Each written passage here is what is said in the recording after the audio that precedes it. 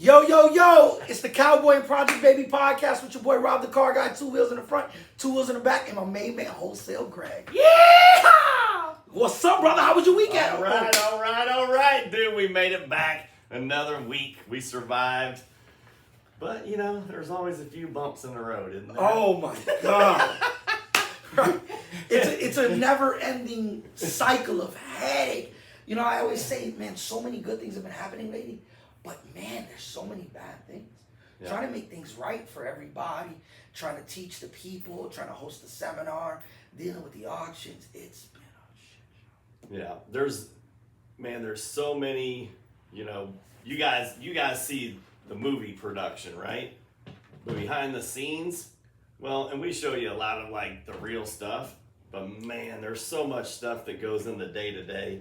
You got your actual business, like that's a whole thing. You got, you know, content. You got seminar we're putting on, webinars we're putting on. Like it's a lot of moving pieces, and yeah, it's not always easy. And you know, we don't always agree on everything. No. But I think we always work it out and we get it done. I mean, that's what you do. That's what you do in life. That's what you do in business, and yeah, you just work it out, keep it rolling. So, you know, the thing I think we got going on the best is we have a core foundation, right? We both believe in doing the right thing. Yep. And studying winners. Yep. Right? All this is a marathon. The business is a marathon. Yep. And I've always tell you guys, you're one relationship away from being successful. And study winners. Why do you want to study losers? Losers make winning look easy, but it's not a long-term thing. I used to be a big drug dealer, real big drug dealer. I was the man. And I had hundreds of thousands of dollars just in any given storage unit at any given time.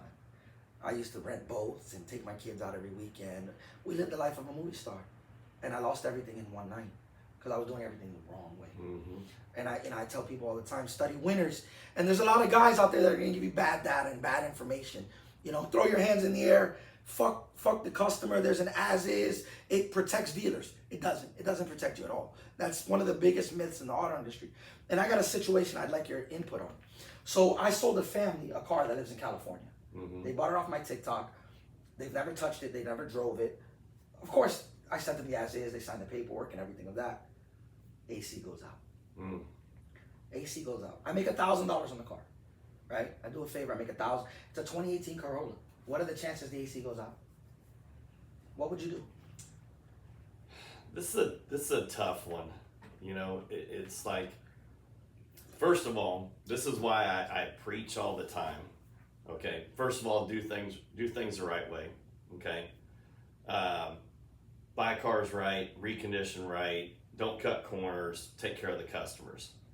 Now, with that being said, I also, and I was taught this earlier in my career too with my guys, was you got to make real profit. So far in this little scenario, the thing that like jumps out at me, and this is the problem that you guys will run into. This is the problem these as is and all this stuff runs into. This is the problem when you don't buy a car right and you recondition it right. Guess what? These problems hurt. It hurts a lot. So let's flip this real quick. All right. If you'd have made $3,000 on the car, how would you feel if she said, "Hey, the AC broke"? I'd feel a lot better because I could afford to fix it. There you go. So let me give you a little backstory, a little nuance to it, right? Guy reaches out to me. His daughter's going into college. She just moved to California. He's broke, right? They don't have a lot of money. They need a Toyota. There's something reliable that's going to get her through college. And we all know Toyotas are expensive.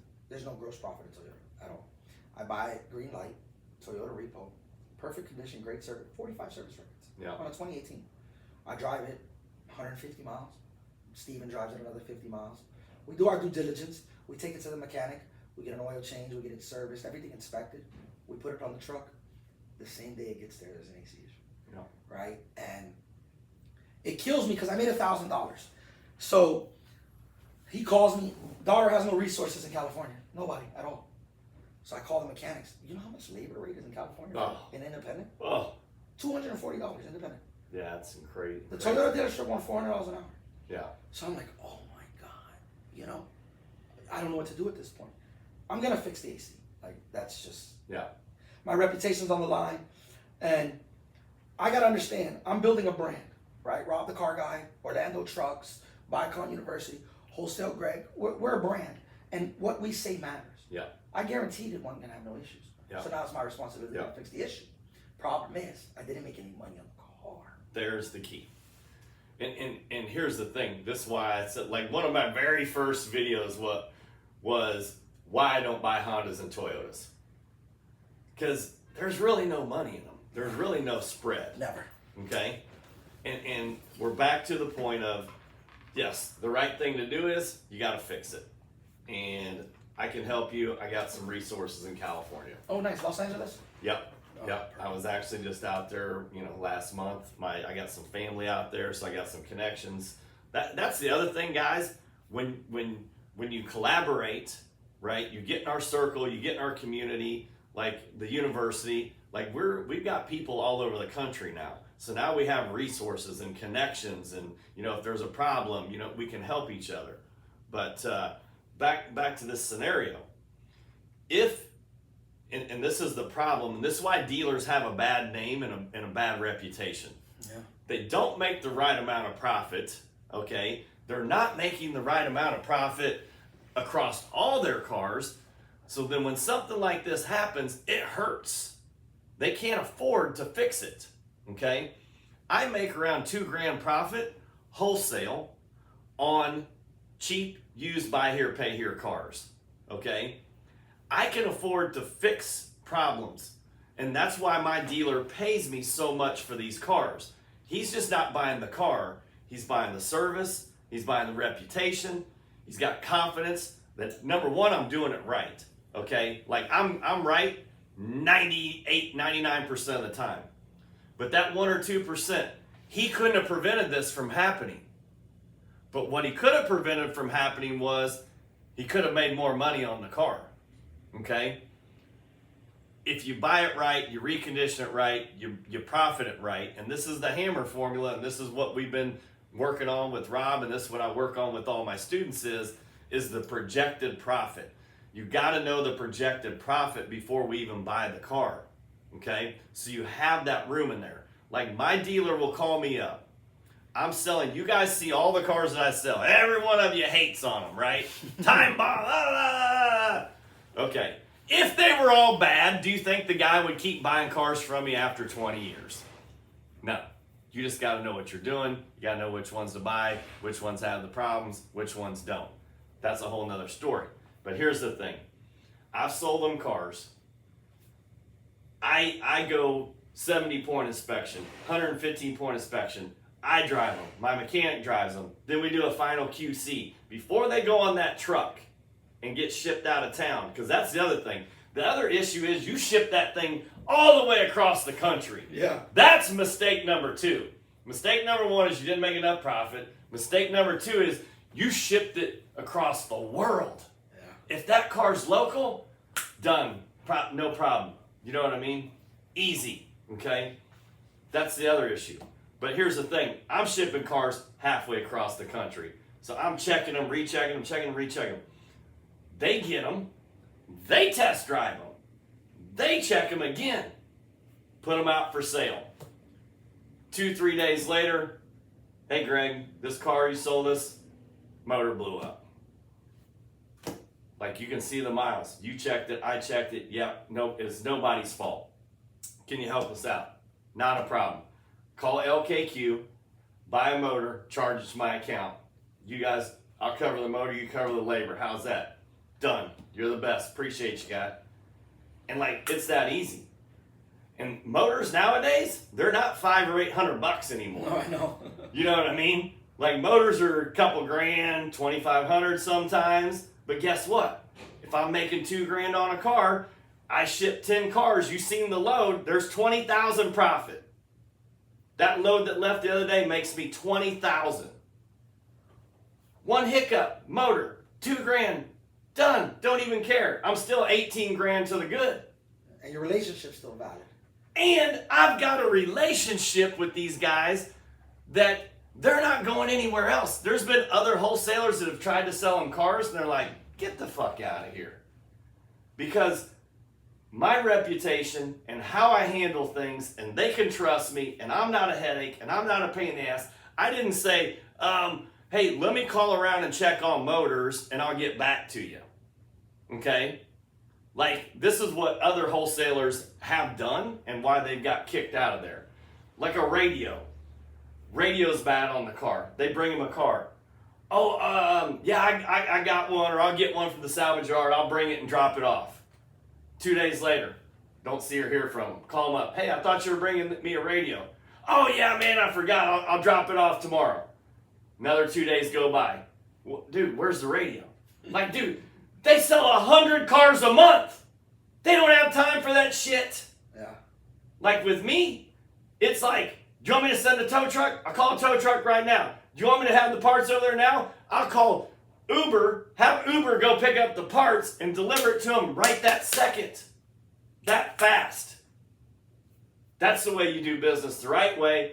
That's the way you build a reputation. That's the way you build trust. That's the way relationships are built. I love it. You know, I studying winners, right? So I always try to please everybody, and that's why I got messed up with this Corolla. They wanted a certain year. You know, they should have bought it in 2016. I would have made a little bit more money, and whatever. That's neither here nor there. But I'm at the stage in my career where I'm trying to compete with CarMax model, right? Mm-hmm. I can beat CarMax in price, but I need CarMax's customer, right? Used car dealerships are always cheaper than the big guys. Well, why don't they have as many customers? There's no trust.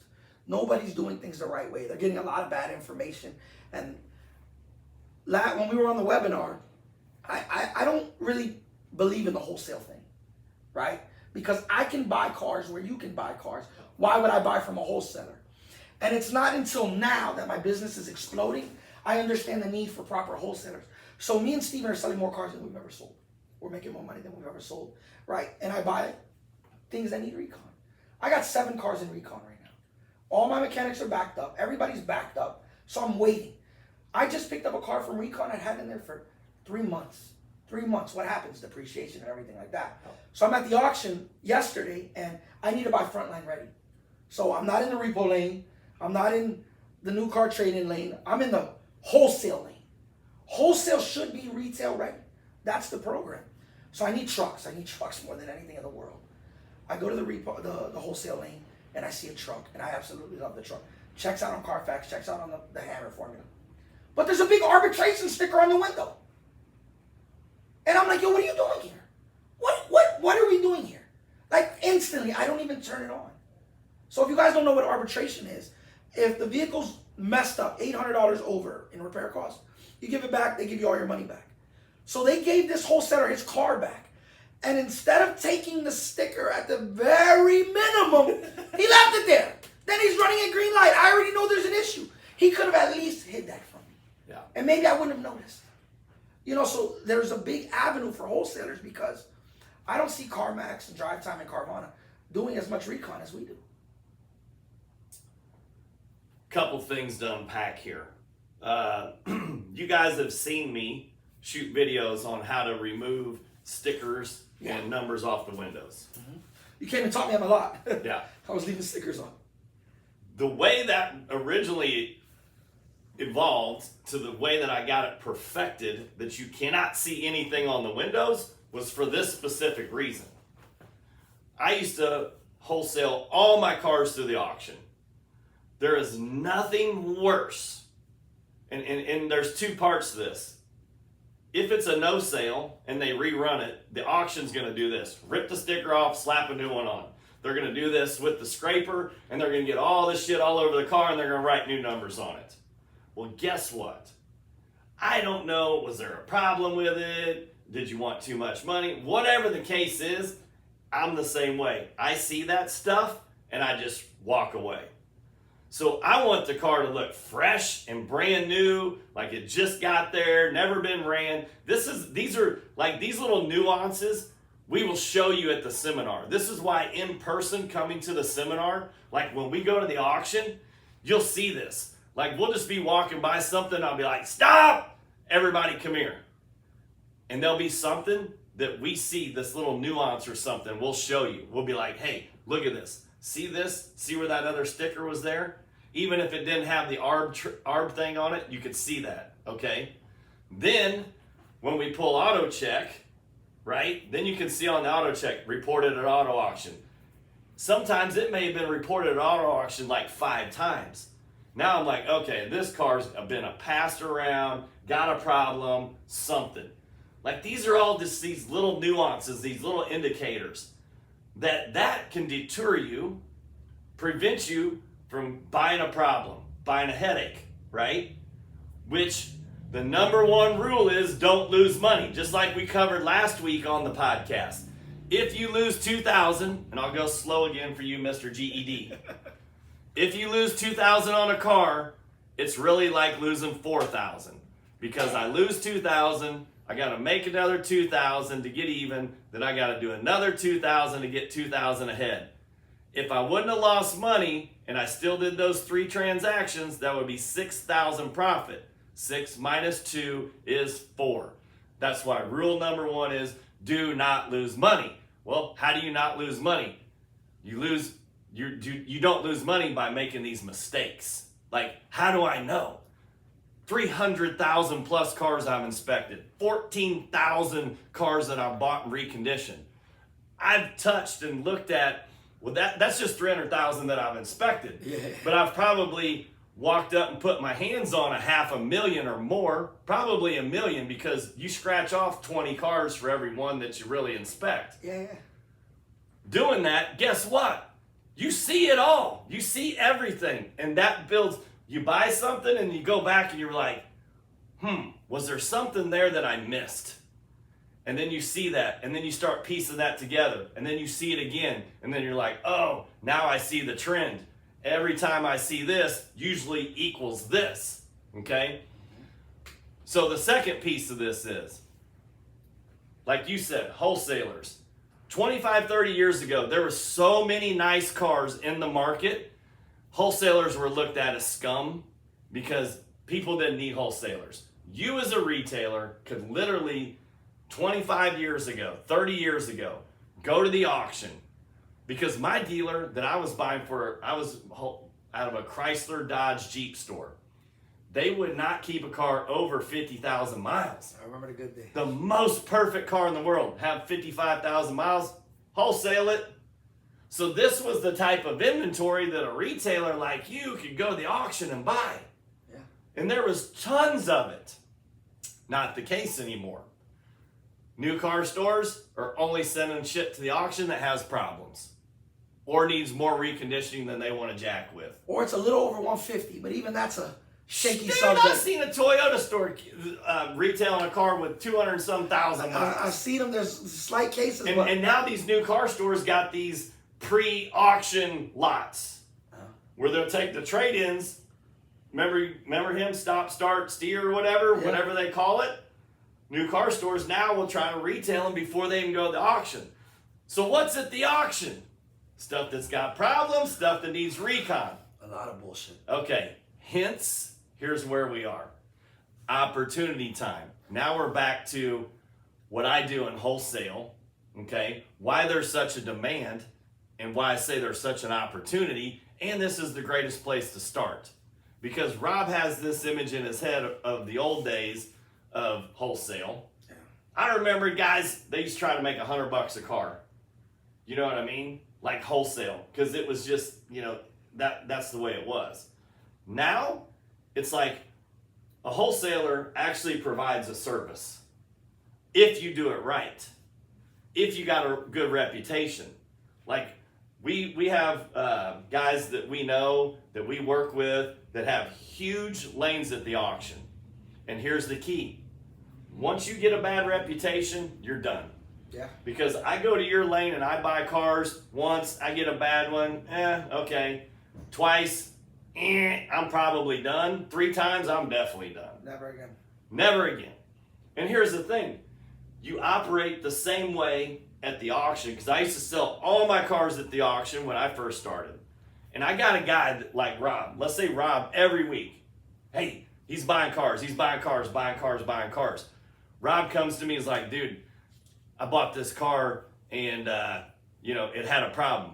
And I'm like, hey, not a problem. You want me to take it back? You want me to help you out? You want me to fix it? I'm not bound or responsible by rules, right? Let's say it was out of the arbitration period, out of post-sale period or whatever, okay? But I'm going to take care of Rob. And I'm going to say, hey, whatever it takes to make it right. You know why? Because I want Rob to keep coming back. Because Rob buys a lot of cars from me. Rob's a good buyer. So am I going to let one deal piss Rob off and he doesn't go anywhere? It's no different than you retail guys.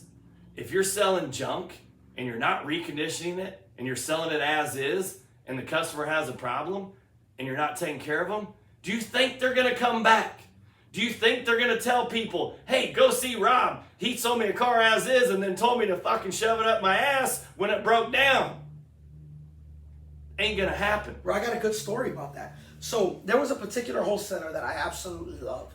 And I would buy 15 cars a month. And it's not a lot, right? But on the flip side of that, I bid on 100 cars a month. Exactly. Right? So how much more money have you made by me standing in your lane, throwing my hand in the air, right? And I bought a Lexus from him. Beautiful Lexus. I overpaid by a mile. F-Sport, red leather. I went $3,000 over MMR because I wanted it. I had a customer lined up, right? So bing, bang, boom. I sell it to the customer. 120 days, he can't get the title. So I call the auction. Hey, what are we going to do? He needs the car back. He can't get the title at all. So I tell the customer, hey, listen, I need you to get the car back. Long story short, I had to buy another car, lose money, but you got to do what you got to do. I take the car back to the auction. Now it has miles on it. I get a $2,500 bill for the miles. So I say, hey, listen, you guys couldn't get the title. I didn't want to return it. Yeah, but according to the rules, so I called the wholesaler. Hey, what's up, bro? It's Rob, the car guy, da-da-da. He's like, yeah, man, I know what happened. I'm sorry. I said, yo, what can we do about this? He goes, the rules are the rules. All right, I'm going to pay my $2,500. Never again will I bid in your lane. I saw him at the auction the other day. Yo, what's going on? $2,500, what's going on? Yeah. You didn't care about my business enough to save yours. Yeah. Like, I know I only buy 15 cars a month, and you got guys that buy 100. But I used to stand in your lane. Yeah. And then people would follow me to your lane. Yeah. And I created this competition in your lane. I even talked about you on TikTok, how good you were. It wasn't my fault. If it was my fault, Yeah. all day. Yeah. Give me the $2,500, we'll start over. Yeah. Oh, I can't do that. That's fine. I will never buy a car again. Yeah. There are two attitudes and two ways of really doing this business. Okay. There's the I'm only out for me. I don't give a shit about anybody else. Fuck you, it's as is type deal. The rules are the rules type deal, whatever. Okay. There's way more people than like that than there is like us doing it the right way.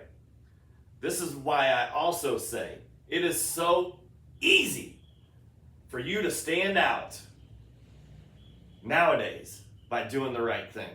It is. You know, I've been buying cars at the auction for 14 years.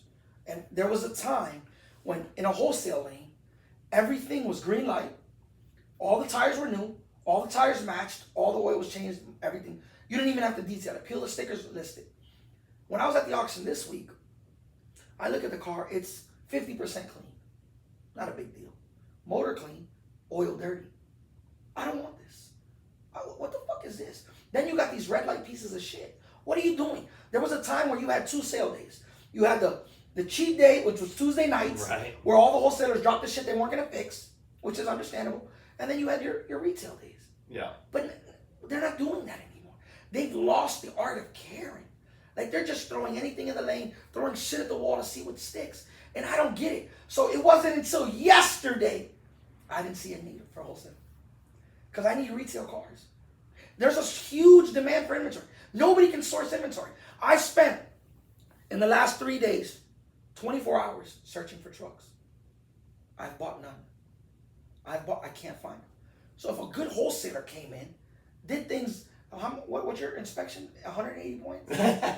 So we're 70 point inspection pre-purchase, and then when I run it in the shop, we're 115 point. You know, if that was your truck, yeah, I would have maxed out my bid. I don't care. Yeah. I don't give a fuck about a hammer price. I need trucks. You see there's no trucks. Yeah. I would have paid all the money. If he would have took it back to a shop, got it re-detailed, changed the oil, fix that problem, even if it cost them $800. Yeah. I would have bought the truck for all the money in the world. I wouldn't have cared. I'd pay retail. So, this perfect segue to what we were talking about earlier. Guys think that Recon costs them money. Remember us talking about this? Yeah. Now you're seeing what I've been preaching, okay? I'm like, Recon makes money. It does. Because here's the thing, like my dealer, like he knows what he's literally seen me at the auction pay $2,500 for a car. This was, back 10, 12, 15 years ago, right? When cars were way cheaper. I literally bought a car for $2,500 in the lane. And he's like, yep, bring it to me, $4,200. He's seen what I paid for it. But here's the thing. I bought it red light, okay?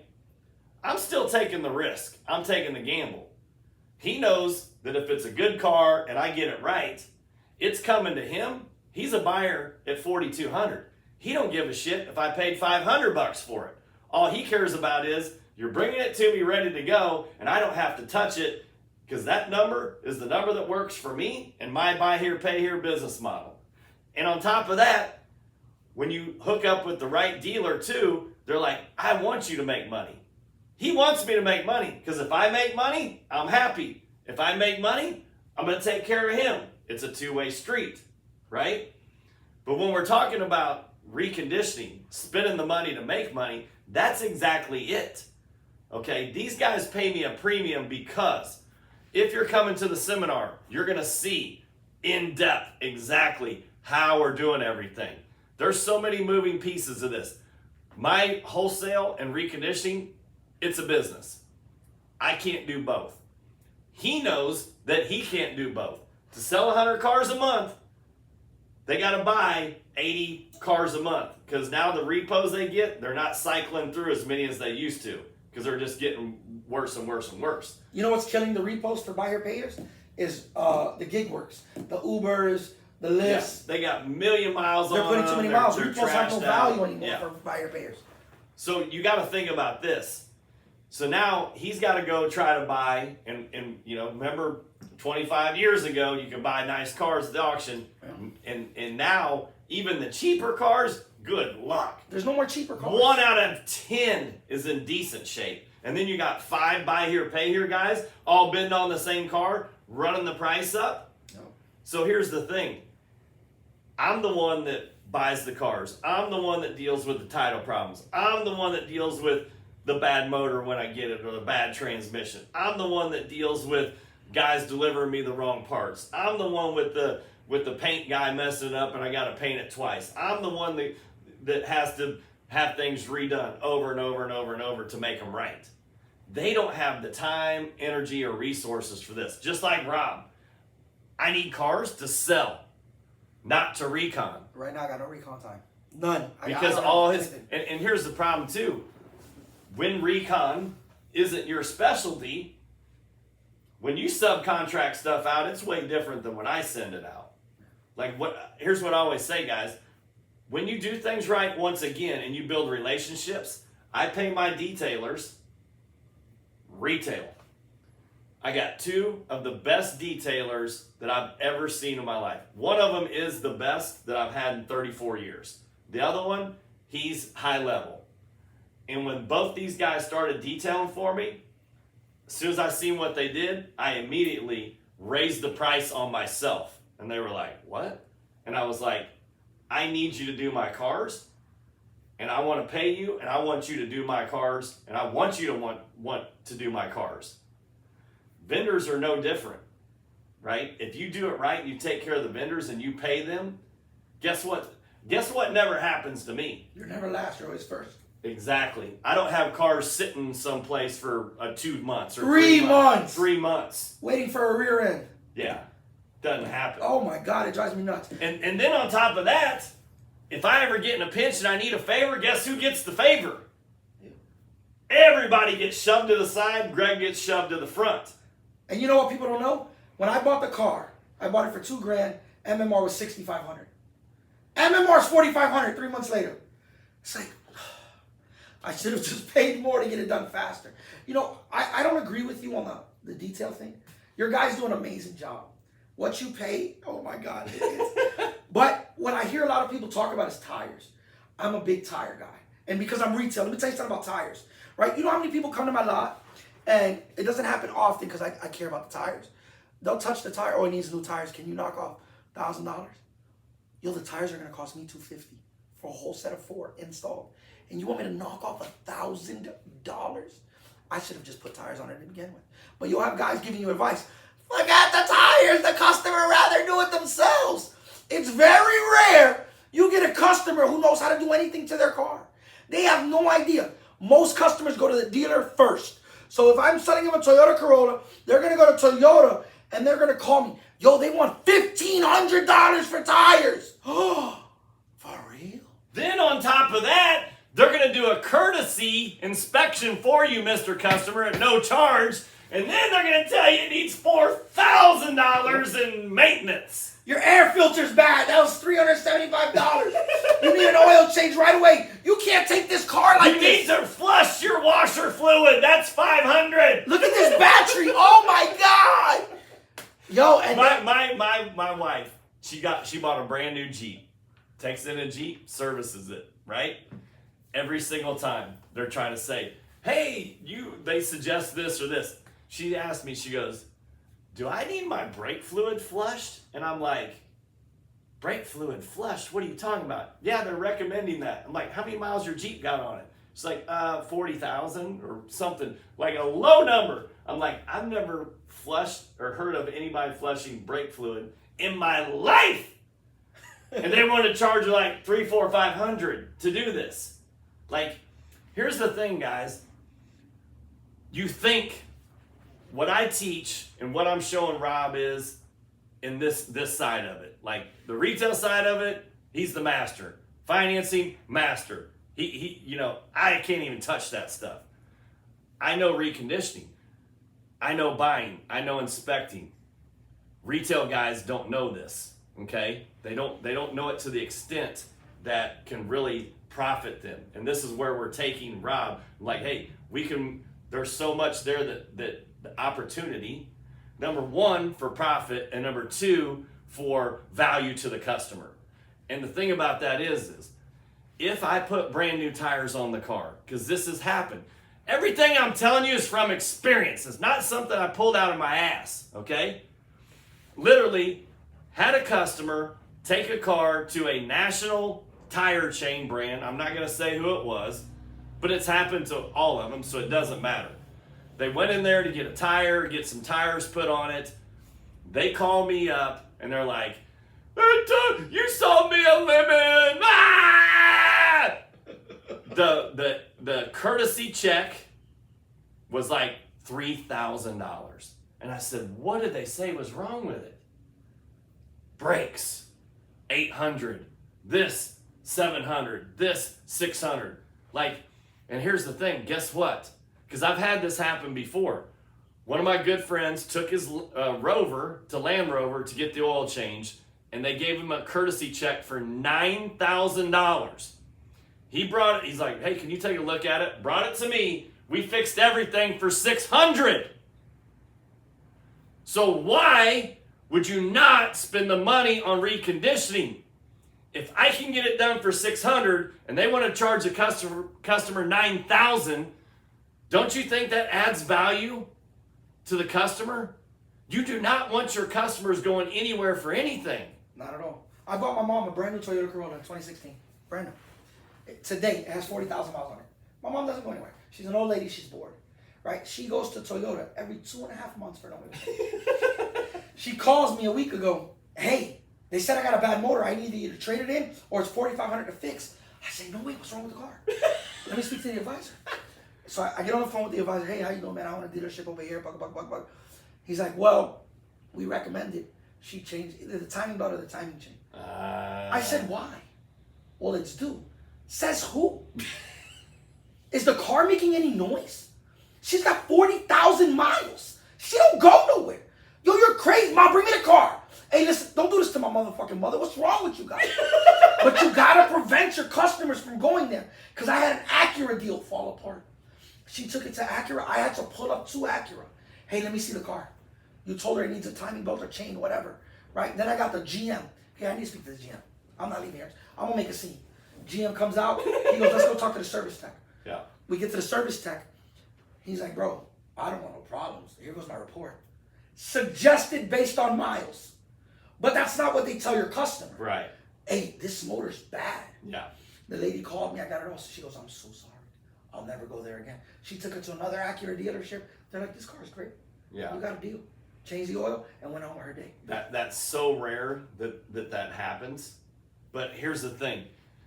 You see when I ship the cars, service records on the dash, inspection on the dash. Okay? This is what we're starting. Bicon certified pre-owned.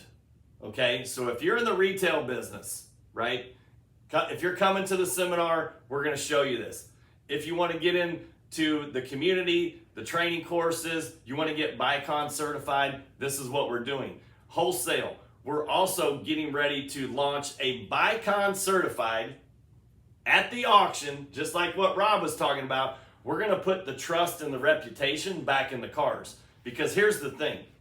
Think about this.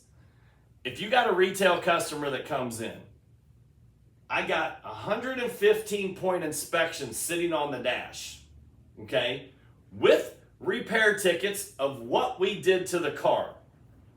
Where do you think their mind's going to go? Do you think the first thing they're going to think of is, I need to rush this car to a mechanic to have it checked out? No.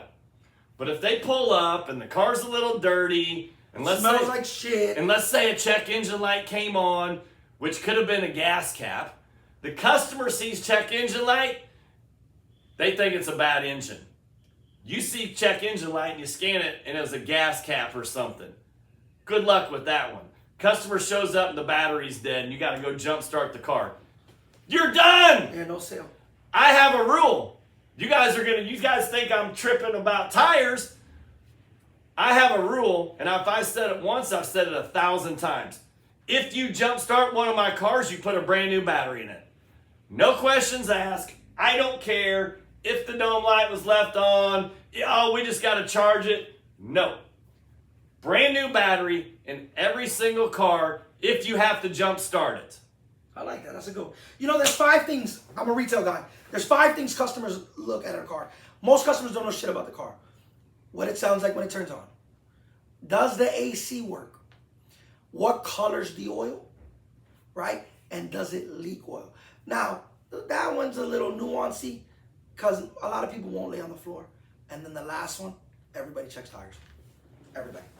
It's just, it's a given. You can't help it. There was a big dealer here in Florida. Guy owned several new car dealerships. Okay, he would run a lane at Manheim, and every one of his cars. So this will show you right here. This guy's got, at the time, had 2 private jets. He had just bought it. He had one, and then he bought a bigger one. And this is how much money this dude had from the car business. Started with nothing, right? 2 jets, big yachts, all this. Every single car that they ran at the auction, brand new tires.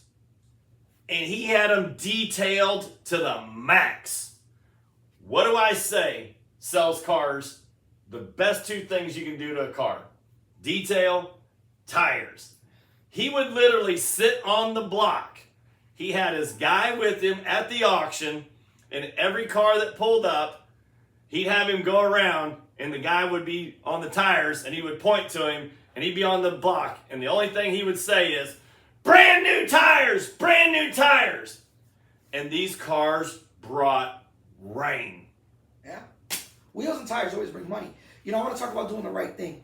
So recently, have you seen Benji Auto Sales? They went out of business. No. 200 cars a month. How would your life be if you sold 200 cars a month? Multi-millionaire, the guy, but they fell into that scumbag lane. They were on top of the world, then they fell into the scumbag lane. I was at the auction yesterday, and all their cars were there. Everything. They had to shut down their dealership because I tell you guys, listen, you're 2 DMV complaints away from an audit. And an audit will destroy your business.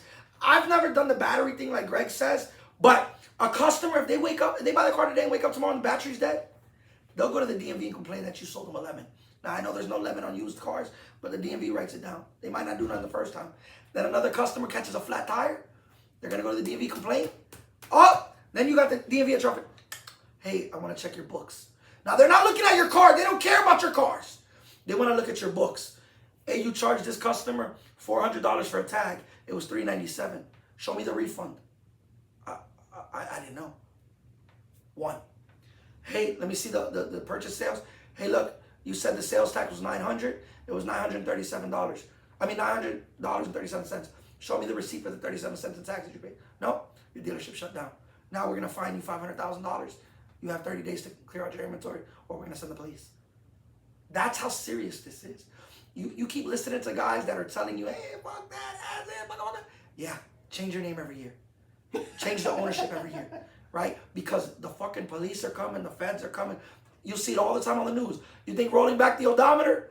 Yo, this guy's selling 200 cars a month out of business. Wasn't paying off trades, selling bad cars, right? And it's not hard to get the cars fixed when you're a dealer. We have resources. Our parts are cheaper. Our labor costs are cheaper.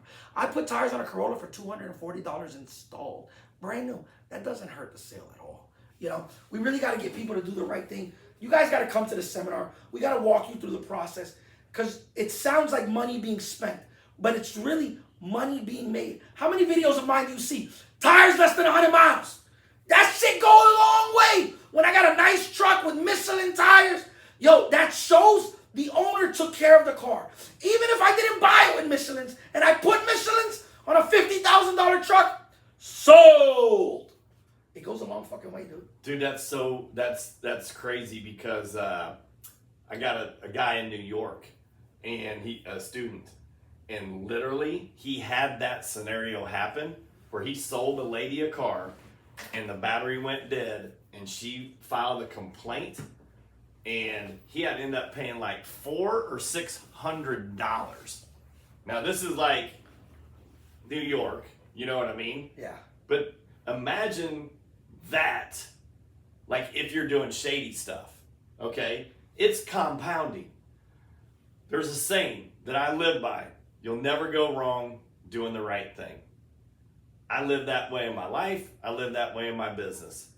All the guys that I got started in the business with are either dead, in jail, or broke, or they're definitely not in business anymore, okay? Nobody lasted. It is very, very tempting in the beginning because all you see, like fake social media people, fake influencers, fake gurus, they're just gonna show you all the shiny stuff, right? Like, and that's the lure, that's the attraction. Why do so many people want to get in the car business? Because they see, like these assholes, they're probably rolling Rolexes and driving fancy cars and throwing around money and doing all this shit. And you're like, oh my God, I want to be in the car business. Yeah. Well, where's that guy now? Let me tell you, this is a good friend of mine. This is a true story. He owned 8 dealerships, all right? Pre-COVID, making $100 million a year for him to take home. During COVID, $500 million. Clearing the bank. I visited his lot yesterday. He's negative $2 million. This guy had yachts. He had property all across the United States. Killing it. He's down to 3 dealerships. He was selling, between those 3 dealerships during COVID, 500 cars a month. He had more customers than cars, right? So what happens? He goes into that just buy and sell. Yeah. Fuck inspection. Tell the customer we'll fix it. Yeah. I went and looked at his reviews yesterday. He sold me a car that broke down, then gave me a loaner, and then that broke down. Now he owes $2 million. He's lucky to sell 25 cars a month because he got too big for his britches. He used to always do the right thing. Every car has to go through service first. Then it became skip the service. If it's green light, just park it, right? Then it became even park the red lights. Sell the car, we'll fix it later. Fixing it later is the worst thing you can do because you've already made your money. Now you're fixing problem after problem after problem. And once there's one problem on the car, you know, it's a ripple effect. Oh, yeah. Everything they hear, oh my God, did you hear that? Yo, man, you hit a bump. No, the suspension is bad. It's that mentality. Yeah. Because here's the thing. Think about that. If there's brand new tires on the car, if there's a 115-point inspection on the dash, if there's receipts for the oil change and the brakes and the tires and everything there, they're driving that car, and let's say something does happen. The reaction then versus the reaction there is completely different.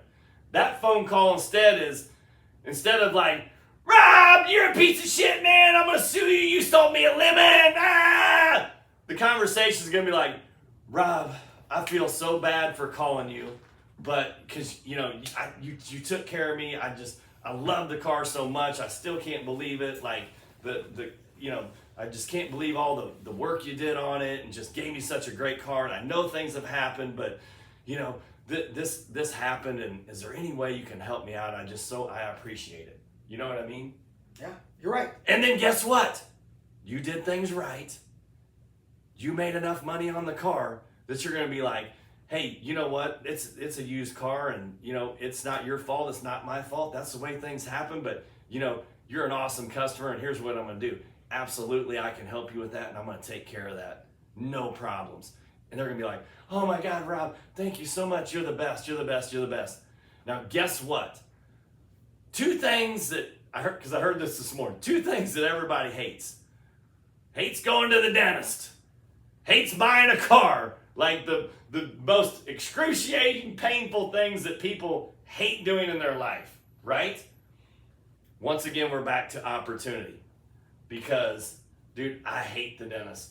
When I was living in Fort Lauderdale, I went to the dentist. Dude, he jacked my shit up like 2 or 3 times, and I wanted to kill him. Yeah. And dude, I didn't go to the dentist for like 2 years. Shit. And then my wife's like, hey, you need to go to our dentist. It was the greatest experience I've ever had in my life with a dentist. Like, it was, if I moved out of the country, I will fly back in the country to go to that dentist. Because I used to fly home back to Kansas to go to the dentist. And my dentist retired, and I was like, fuck. It's no different than the scenario we're talking about right now. If you take care of somebody on a car, if you do it right, if you take care of them after the sale, guess what? Whenever anybody they know is going to be like, oh, I'm thinking about buying a car and I'm just dreading it, they're going to be like, oh my God, you got to go see Rob. It was the best experience I had. He sold me the best car. And then I had a problem with it, and then he fixed it. And it's just like, oh my God, I just can't even believe it's true. Yeah. I do a lot of finance, right? And what you guys don't know as a customer is I see your bank statements. I see everything. I see where you spend your money. I see what you got. 95% of people, when they go to buy a car, they have no money. They have nothing. I was in Walmart, and I saw somebody financing groceries. We live in hard economic times. So I've had people literally give me their last where they have like 2 cents left in their account. So I make sure they got a full tank of gas. This will get you till Friday, right? Then I give them the best price. I pride myself on being the cheapest. So when they go to work and their friends say, oh my God, you got a new car. Where'd you get this from? If it's got bad tires and you tell them, oh, I paid $7,000. Like this? Who'd you buy this from? And then now they're like, did I buy a bad car? Did I buy a bad car? Oh my God, it's so dirty. It smells. Is that a check engine light? Remember, everybody's some kind of hater. If I can eliminate all the hate, girl, this is a good car, dude. This is a, damn! I literally, last week had a guy, I sold a Lexus, called me. Bro, my friend's on a car. No, you got any Lexuses on your lot? I got the Batmobile. It's in Recon, Papa, but it'll be ready soon. I got 7 people on the waiting list for that car right now. But it's because you got to always do the right thing. And I know people show you, hey, I'm making money doing the wrong thing. Pucka, pucka, pucka, pucka. But is it real? How much money were you making doing the wrong thing selling drugs? Oh, I was making a ton of money. Yeah. And guess what? Gone. It all comes to an end. You lose everybody. Your friends, your family, your money. Rob was talking about the stats the other day. Eric with All American Bonds and Insurance. If you need insurance, shout out to my man Eric. He's the man. He'll get you hooked up. He's licensed in all 50 states. He's going to be at our seminar. He's going to be teaching you license, bond, insurance. Here's the thing. Eric also does dealer schools. A lot of the states now are requiring dealer schools that you have to go through to get your certification before you can get your license. He has multiple states now that he's run those schools, and I've partnered up with him for Missouri for the school there. The reason I'm telling you this is we have the data. We have the data of how many new dealers are coming in the business, how many new applications are coming in, how many new licenses are issued. And we also have the data of how many are going out of business. And the numbers are staggering. Just like Rob was talking about the other day, what was the numbers you were talking about with the DMV or something that's going out of business? Don't quote me, I got my GED, so numbers get mixed up in my head. Yeah. But I think it's 2,700 dealers are in Central Florida. 700 go out, 700 to 1,000 go out every year. Yeah. And then that doesn't include game changes, right? People max out their credit, they go broke, they file bankruptcy, then they put the dealership in somebody else's name. A lot of guys are going to jail now. So you're talking like 1 in 3, 1 in 4. I mean, you guys have seen it. You drive down the road and you're like, oh, Joe's Auto Sales. 3 months later, Joe's Auto Sales is gone.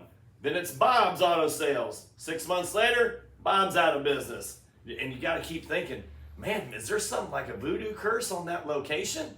No. It's the nonstop thing of people getting in the business. Number one, they don't know what they're doing. Or number two, they're not doing things right. This is what we're teaching. This is what we're showing. Come to the seminar. You're going to see this. We got a couple seats left. DM either one of us. We'll hook you up. And then also, if you need coaching or training, you can always DM me to get on the program. We're going to show you how to do it right. Like, I'll interview you to get in the inner circle. If you don't have the right attitude, you're not getting in. If you're doing shady shit, you're not getting in. We don't surround ourselves with those kind of people. We don't want them in our ecosystem because our reputation's everything. We're just like Rob's building a brand, I'm building a brand, and we're building a brand together. And the number one thing is we're doing it right, and we're standing behind our stuff. And we're back to the same thing that I've been preaching and preaching and preaching. Opportunity, opportunity, opportunity. You don't want to buy high, you want to buy low, right? Buy low, sell high. So when the market's down, you buy. When the market's high, you sell. And right now, the market's down. It's all the lagging effects from all the stimulus ballers and all the big timers that got caught up in COVID. Because everybody asked me, Greg, you didn't make a bunch of money during COVID? And I'm like, no, that's why I'm still here in business and all those guys are out of business. Because I knew exactly what was happening. I would not put my reputation on the line during COVID. I had my dealer going, why are you not selling me cars? And I'm like, they're overpriced and the cars are shit. He's like, my guys are forcing me to buy cars. And I'm like, when the house of cards comes tumbling down, I do not want my name associated with any of that shit. Because I've been through it before. This is what a lot of you guys haven't been through. I've been through these cycles before. And guys, look, let me chime in on that. When I was selling drugs, I was at the height of my life. I lived in a big house on the hills. Money was never an object, right? But there was no longevity there. When I started the dealership, I said, hey, nobody's ever going to take mine again, ever. So we started doing things the right way. And for 3 years, I didn't make no money. None. Because I had to build a pipeline. There was so many nuances. And there were so many things I didn't know, even though I've been in the game 14 years. And recently, I just bought a house. It'll be paid off in 5 years, right? All my kids, 4 of them, college funds, right? Funded. Life has drastically changed because I found a niche in the game and I sell 20 cars a month. I wholesale a few, but I sell 20 retail cars a month. But I'm doing everything the right way. Nothing comes back to me. Nothing's gonna be taken away from me. If the DMV walked into my office today and did an audit, I wouldn't fail, right? But it comes down to, you gotta be willing to work. This is not a get rich quick scheme, right? You wanna be the guy, oh, I've been here for 45 years. Then I'm gonna give it to my kids and I'm gonna go retire with my wife on a yacht guy. You don't wanna be the guy that, hey, I changed my name, I got another dealership. You don't wanna be that guy.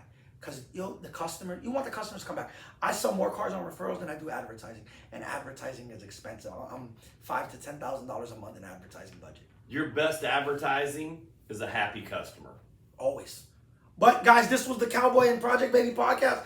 Like, share, subscribe, show us some love. If you're not at the seminar, you're missing out. It's going to be a fucking movie. Any final notes?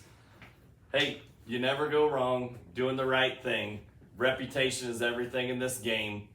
If you want to see and learn how to do it right, hit us up, shoot us a DM, Keep watching, subscribe, like, follow us, because we're just getting warmed up, baby! All gas, no brakes. Till the next one. You want to send it to your guy to clip that?